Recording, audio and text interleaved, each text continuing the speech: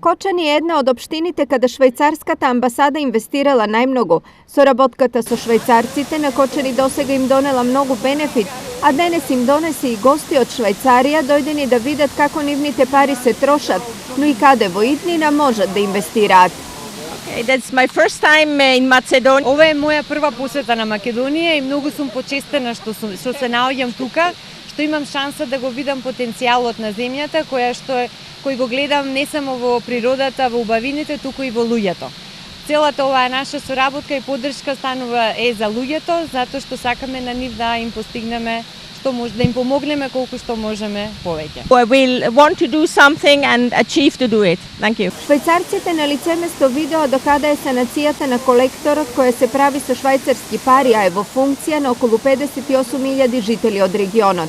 Но освен за она што било, градоначалникот Димитровски со швајцарците разговараше и за она што евентуално треба да биде.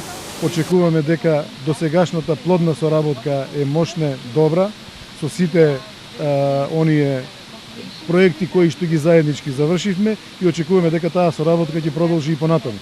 Проектите се многу, ги набројувавме, ги анализиравме и очекуваме тие да бидат во што поголем број.